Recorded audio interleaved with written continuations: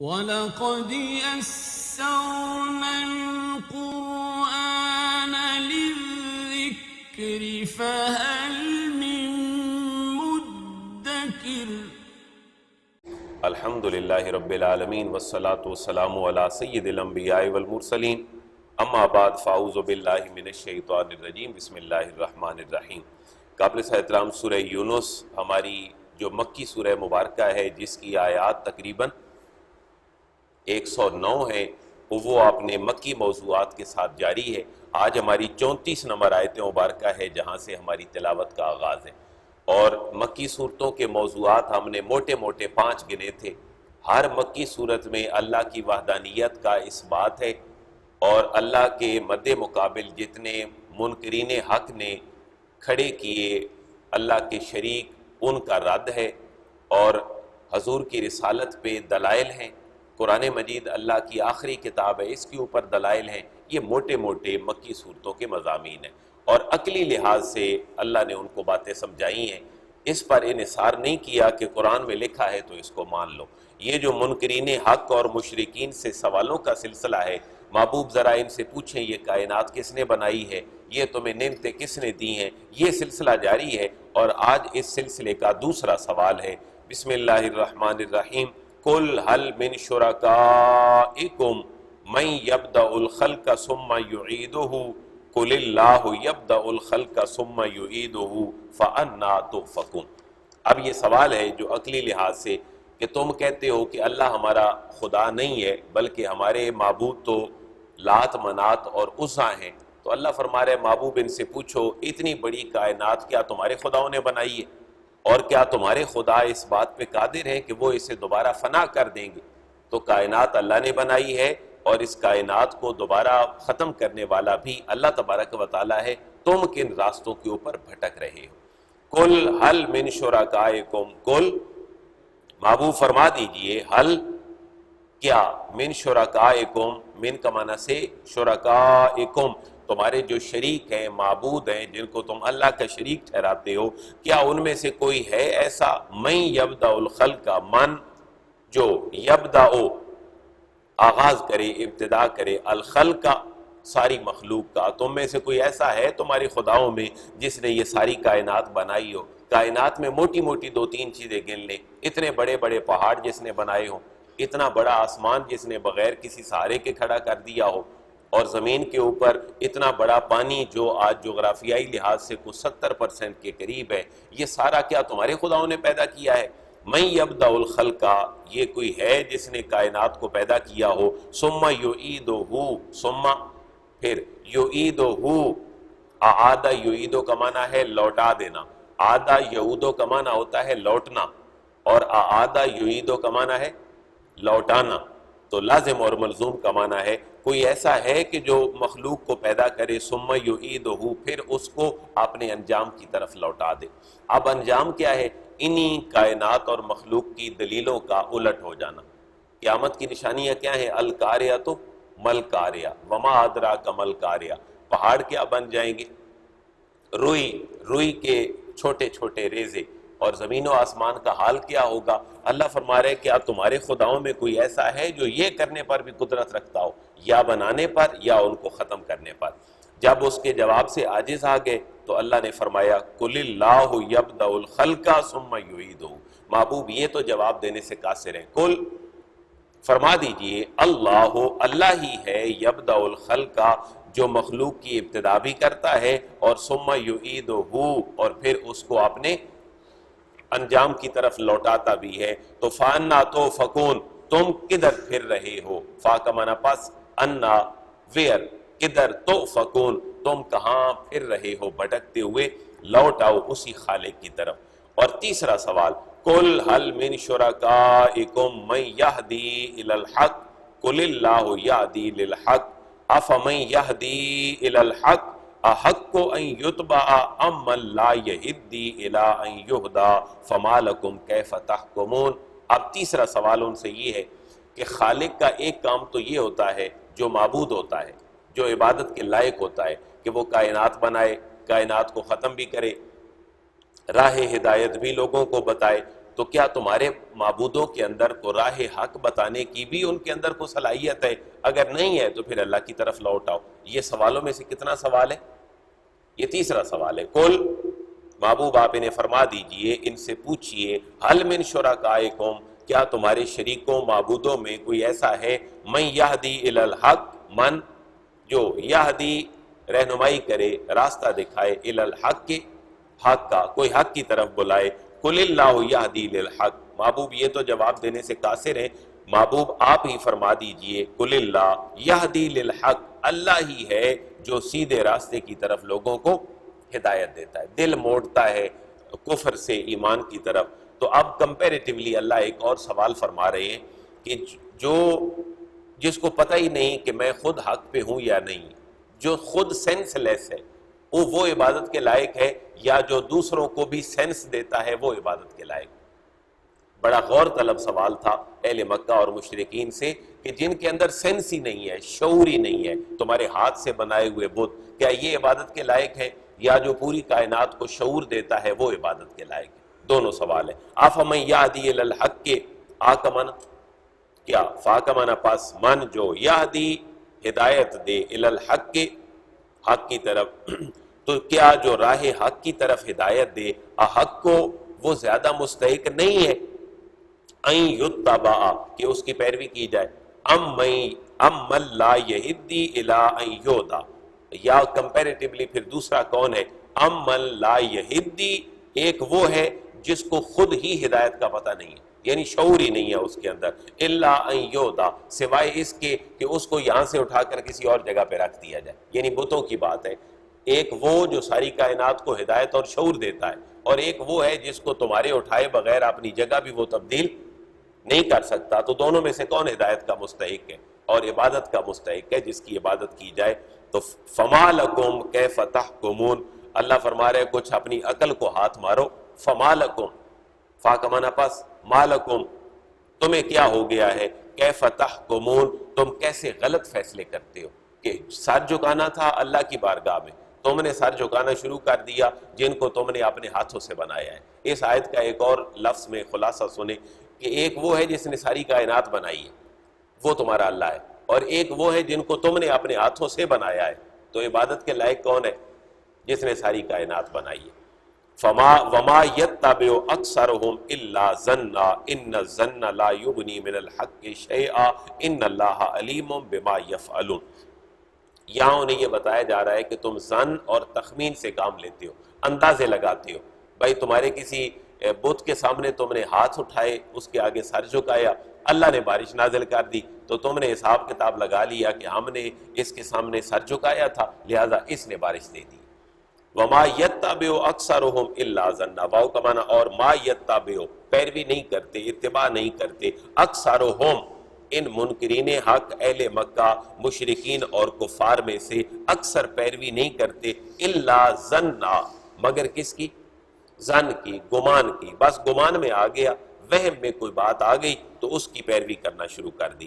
ان الظن لا یغنی من الحق شیئا، یہ ایک آپ سمجھ لیں کہ ایک فریزل ورب ہے یا ایک ایڈیم ہے قرآن کا، ان الظن لا یغنی من الحق شیئا، کہ تمہیں وہم اور گمان کبھی یقین تک نہیں پہنچا سکتا، تمہیں منزل مقصود تک نہیں پہنچا سکتا۔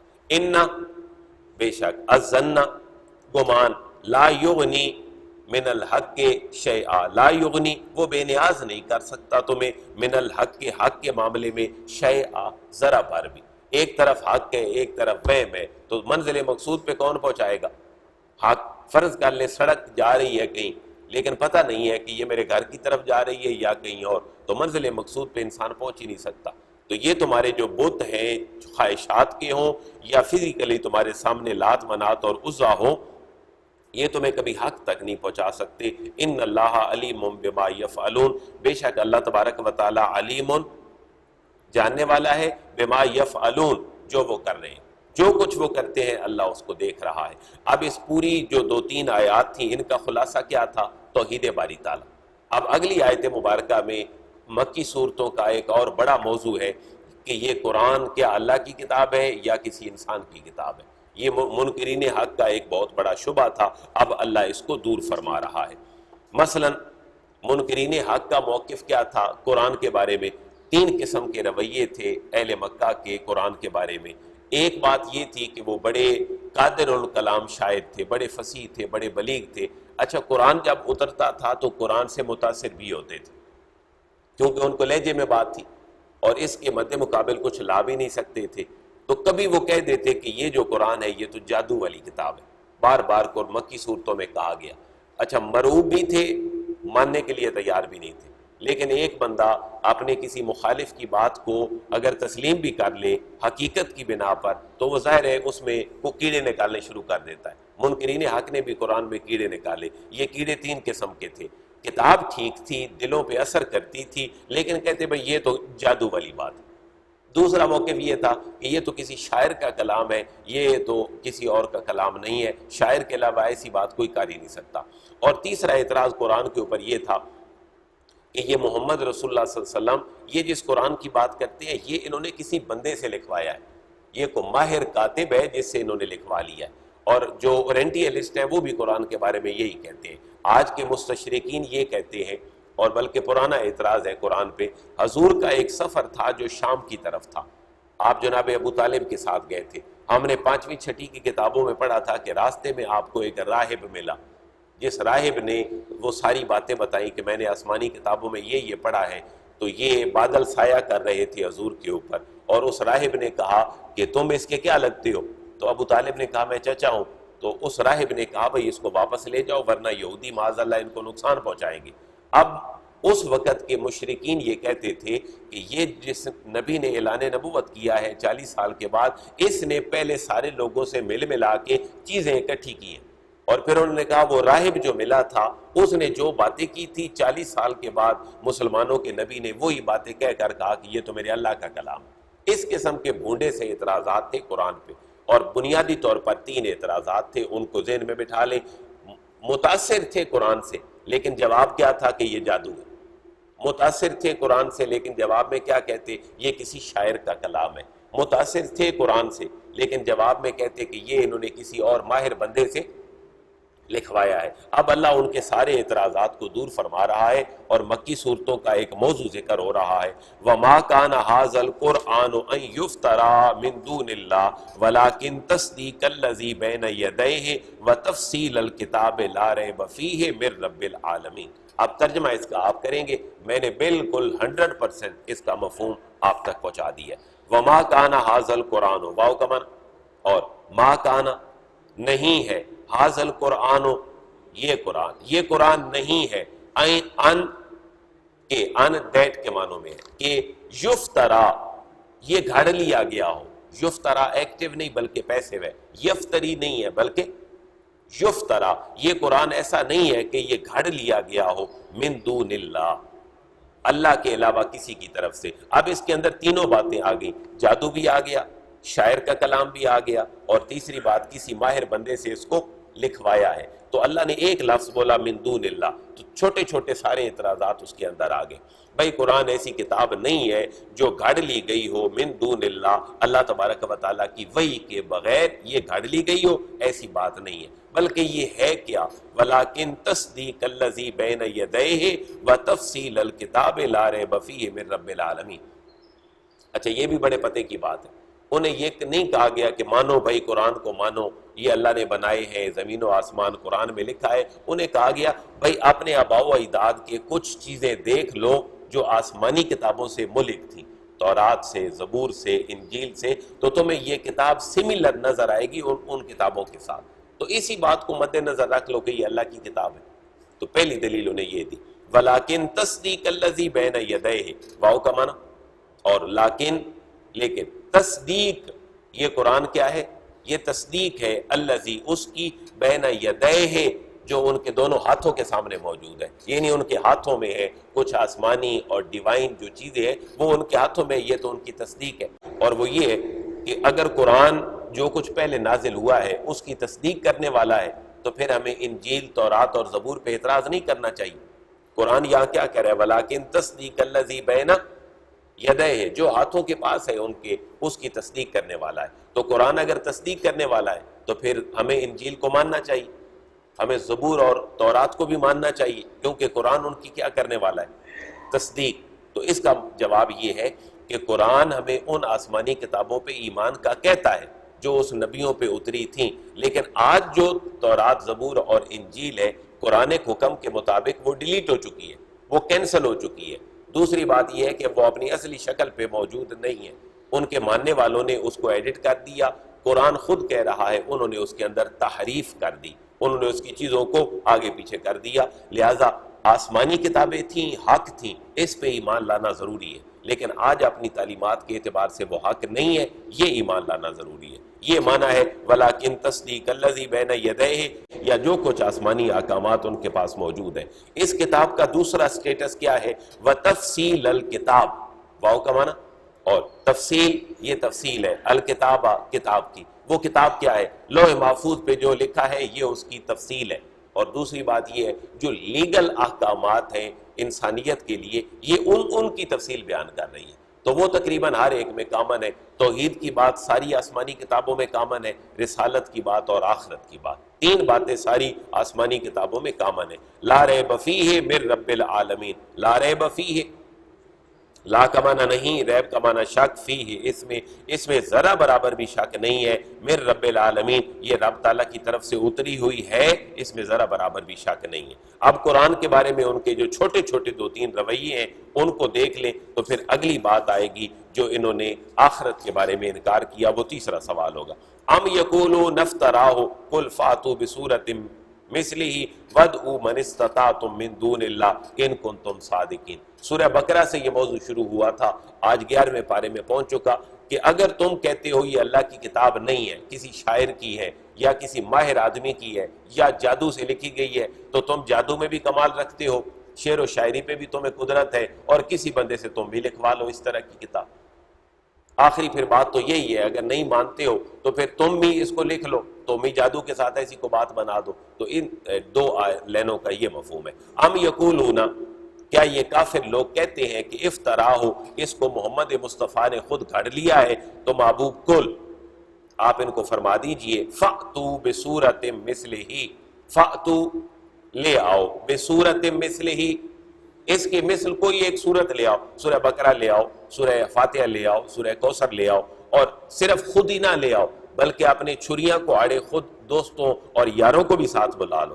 وَادْعُوا مَنِ اسْتَطَعْتُم مِّن دُونِ اللَّهِ، واو کا معنی اور ادعو، دعوت دے دو، بلا لو، من استطاعتم، من جس کی، استطاعتم تم طاقت رکھتے ہو، من دون اللہ، اللہ کے علاوہ، کوئی جادوگر لے آؤ، کوئی شاعر لے آؤ، کوئی ماہر کاتب لے آؤ، کوئی لے تو آؤ جو قرآن جیسی کو صورت بنا سکے۔ محبوب ان کو کہہ دیں ان کنتم صادقین، ان اگر کنتم تم ہو صادقین سچے، اگر تم سچے ہو تو پھر تم اس طرح کا کوئی کلام بنا کے دکھا دو۔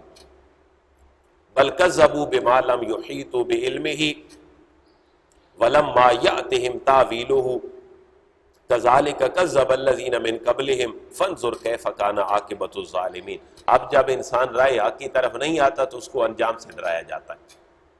ایک بچے کو اس کا باپ سال بھر محنت کرتے ہوئے یہی ایڈوائز کر سکتا ہے کہ بیٹا پڑھ لو، نمبر اچھے آ جائیں گے، اگر اچھے نمبروں میں پاس ہو جاؤ گے میرٹ پہ آ جاؤ گے، میرٹ پہ آ جاؤ گے کسی بڑی جگہ پہ داخلہ ہو جائے گا، بڑی جگہ پہ داخلہ ہو جائے گا، کامیاب انسان بن جاؤ گے۔ بھائی نہیں بنو گے، نہیں پڑھو گے تو پھر ساری عمر دھکے کھاتے رہو گے۔